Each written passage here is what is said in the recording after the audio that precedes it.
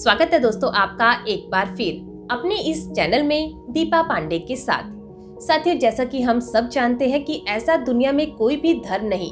जो हमें ये सिखाता हो कि हम खुद के धर्म का तो सम्मान करें लेकिन दूसरों के धर्म का अपमान करें। यानी दुनिया का हर धर्म यही सिखाता है कि हम खुद के धर्म के साथ साथ दूसरों का और दूसरों के धर्म का भी सम्मान ही करें। और अगर फिर भी कोई व्यक्ति खुद के स्वार्थ के लिए या फिर कोई राजनीतिक लाभ के लिए दूसरों के धर्म का अपमान करता है तो यहाँ ध्यान दीजिएगा, वो ऐसा करके खुद के धर्म का ही अपमान कर रहा होता है। यानी अगर वह अपने धर्म के ही नियमों का पालन नहीं करता तो वह अपने धर्म का अपमान कर रहा है और साथ ही वो कर रहा है भारत के कानून का भी उल्लंघन, जो कहता है कि अगर कोई व्यक्ति ऐसा कोई भी कार्य करता है इस नियत से कि ताकि जो सामने वाला है या कोई भी व्यक्ति है उसकी धार्मिक भावनाओं को ठेस पहुंचे, उसके धर्म का अपमान हो, तो ऐसा करना एक संगीन और दंडनीय अपराध कहलाता है। तो चलिए आज की जानकारी में हम इसी विषय को समझेंगे कि जो धार्मिक अपराध होते हैं वो कौन कौन से होते हैं और उसके लिए हमारे भारतीय कानून में किस प्रकार की सजा का प्रावधान है, जिसके लिए हम सबसे पहले समझते हैं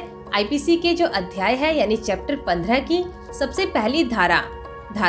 295 यानी सेक्शन 295 को, जिसे आप स्क्रीन पर भी पढ़ सकते हैं।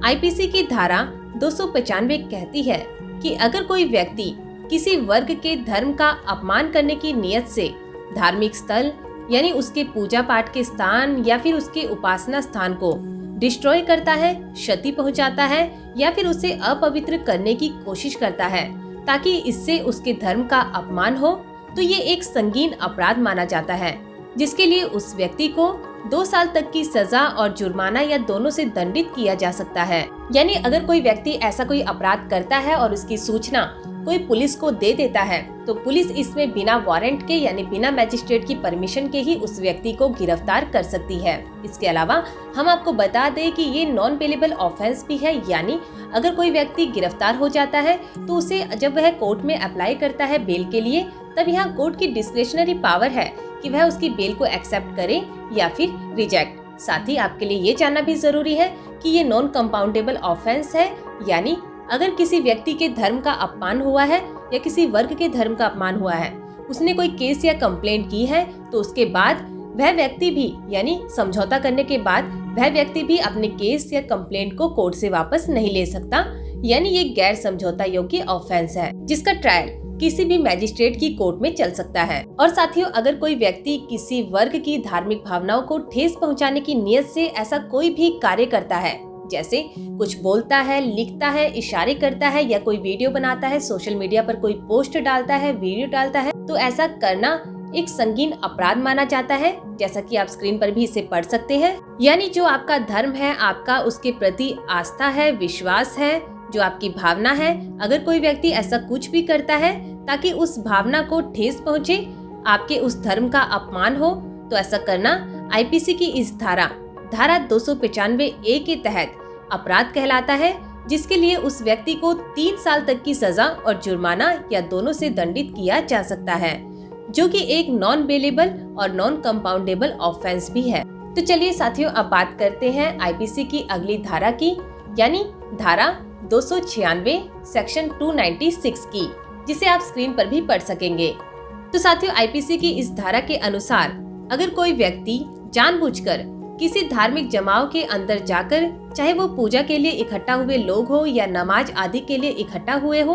अगर वह उस रीजनल असेंबली में जाकर वहाँ विघ्न पैदा करता है, उनको परेशान करता है, तो ये भी एक संगीन अपराध होगा, जिसके लिए उस व्यक्ति को 1 साल तक की सजा और जुर्माना या दोनों की सजा हो सकती है। लेकिन ध्यान दीजिएगा साथियों कि ये एक बेलेबल ऑफेंस होगा, यानी इसमें उस व्यक्ति को अधिकार होगा, आरोपी को अधिकार होगा कि वह थाने से ही अपनी जमानत ले सकता है। और साथियों, सबसे इम्पोर्टेंट बात जो आईपीसी की अगली धारा बताती है वो ये है कि अगर कोई व्यक्ति किसी कब्रिस्तान, उपासना स्थल या शमशान घाट में ट्रेसपास करता है, वहाँ जो मानव शव है उससे छेड़छाड़ करता है ताकि उस व्यक्ति का या उसके धर्म का अपमान हो, तो ऐसा करना एक संगीन अपराध कहलाता है, जिसके लिए उस व्यक्ति को आईपीसी की इस धारा 297 सेक्शन 297 के तहत 1 साल तक की सजा और जुर्माना या दोनों हो सकते हैं। ये भी एक बेलेबल ऑफेंस ही है। और अंत में साथियों बात करते हैं इस अंतिम सेक्शन की,